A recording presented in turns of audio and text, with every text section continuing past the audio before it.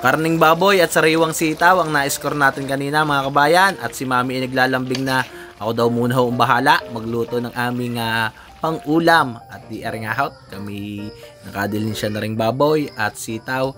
Tamang-tamang kami naman ho kanina ay nakapunta ng palengke. Nakabili ho kami ng sariwang baboy at aran naman ho na sitaw na aray bagong harvest ng aming mga kaibigan din sa Pag-ulingin is shout out kay Boss Pau. At aring nga mga kabayan ay di nang magayat ko rin karne ng baboy, hinugasan ko po muna.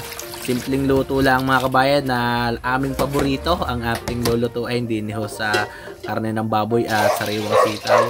Nangyari mga kabayan ay ating aadobuhin laang. Yan. At di na makapainit ho tayo ng tulyasi aray. Pinangkot na ho natin din ang ating karne ng baboy. At habang inaantay natin magmantika ay di nag-get na ho ko na rin mga gagamitin. Napansangkot siya sibuyas, bawang, sile ay mga kabayan ang ating gagamitin pampalasa. Now ay papupulahin lang natin ng kaunti at di pag arehoy nagmamantika ng garnay mga kabayan, namumula-mula na yung karne. Ayan, atin lang hong isasangkot siya din Napakainam din ni mga kabayan na ring sibuyas, bawang at saka sile na inyong isasangkot siya din sa mismong mantika ng baboy. Yan na nga mga kabayan at maihulog na ho natin na rin ating mga pampasyarap ay di ay halo-haloin lang mga kabayan. Pag hindi na mahalo sa mantika ay hahalo na ng tuluyan. Yan, lalagyan lang ho natin ng konting paminta at atin lang ho hahaloin yan ng ayos mga kabayan. Yan, masarap ay nagigisa-gisa ay sa mismong pinakamantika ng baboy mga kabayan. Araman ho yan, naglagay ho tayo ng konting oyster sauce at arilaan natin sa aming oyster sauce. Naglagay ho tayo ng ating toyo mga kabayan.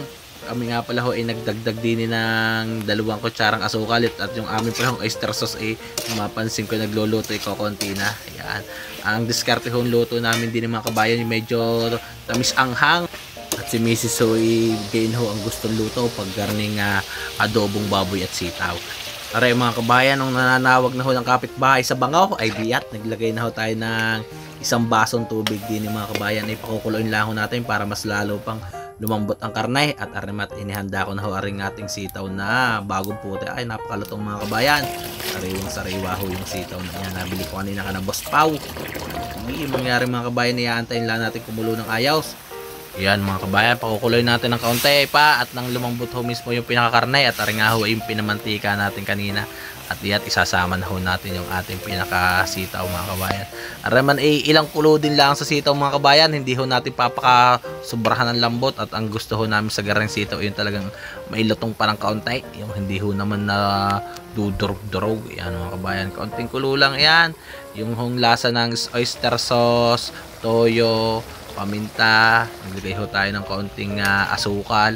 Hindi na tayo maglalagay ng suka din ng mga kabayan at mangyari ho ay ang gusto ho namin din ay medyo may tamis at anghang na papahiyang muna tayo din sa lutong mga kabayan na walang suka. Yan, panalo na ho yung anghang ng sili at saka po ng ating paminta.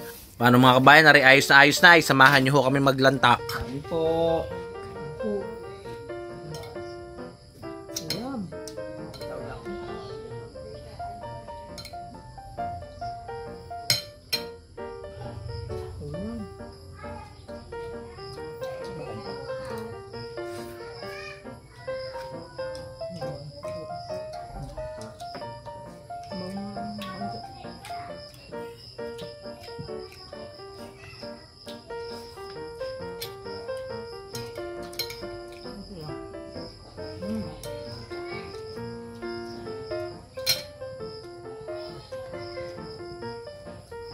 Mga kabayan, enjoy na po namin na rin aming pagkain. Kain po kayo, sana'y matry nyo rin. Kain po.